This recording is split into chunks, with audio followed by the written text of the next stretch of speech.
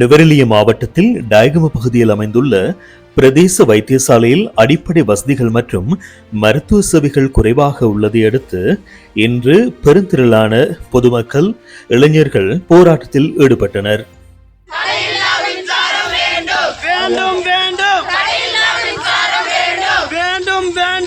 வைத்தியசாலையில் தேவையான வைத்தியர்கள், மருந்துகள் மற்றும் அவசர சிகிச்சை வசதிகள் இல்லாதது மக்கள் வாழ்க்கையை பெரிதும் பாதித்து வருவதாக அவர்கள் வலியுறுத்தினர். இது அரசாங்க ஜனாதிபதிக்கு தெரிவுபடுத்துவதற்கான போராட்டம் தான் இன்னைக்கு போராட்டமானது.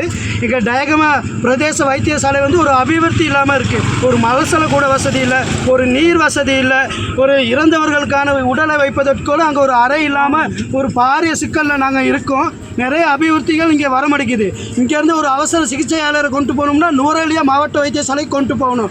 41 கிலோமீட்டர் நாங்கள் பயணம் செய்யணும். அதுக்கான பாதை அபிவிருத்தியும் இல்லை. எத்தனையோ உயிர்கள் போகிற வழியிலே செத்து போயிருக்காங்க. உரிய அதிகாரிகள் இதுக்கு தலையிட்டு இந்த பிரச்சனையை தீர்வு காணுமாறு நாங்கள் கேட்டுக்கொள்கிறோம். நாங்கள் உயிருடன் இருக்க வேண்டுமானால் வைத்தியசாலையும் உயிருடன் இருக்க வேண்டும் என போராட்டக்காரர்கள் முழங்கினர். இந்த கோரிக்கையை உரிய அதிகாரிகள் உடனடியாக கவனத்தில் எடுத்து தீர்வு வழங்க வேண்டும் என்பதே மக்களின் நம்பிக்கையாக இருக்கிறது. அவசர சிகிச்சை பிரிவில் வசதிகள் இல்லாமை, போதுமான மருத்துவ பணியிடங்கள் இல்லாதது உள்ளிட்டவை முக்கிய கோரிக்கைகளாக முன்வைக்கப்பட்டன. பிரச்சனைகளுக்கு தீர்வாக மக்கள் முன்வைக்கும் கோரிக்கைகள்: வைத்தியசாலைக்கு நிரந்தர மருத்துவர்கள் நியமிக்கப்பட வேண்டும். தேவையான மருந்துகளின் நிலையான விநியோகம் உறுதி செய்யப்பட வேண்டும்.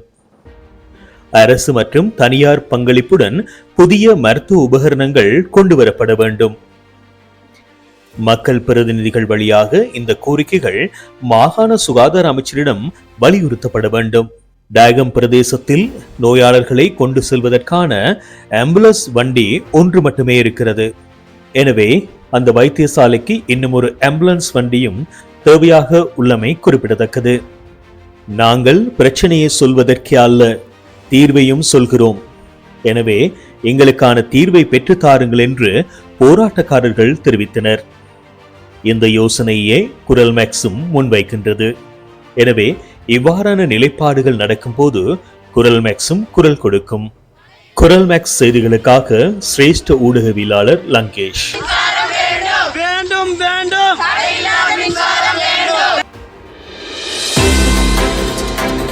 சுழலும் உலகில் நிகழும் சம்பவங்களை உடனுக்குடன் அறிந்து கொள்ள குரல் மேக்ஸ் ட்ரெண்ட் நியூஸ்.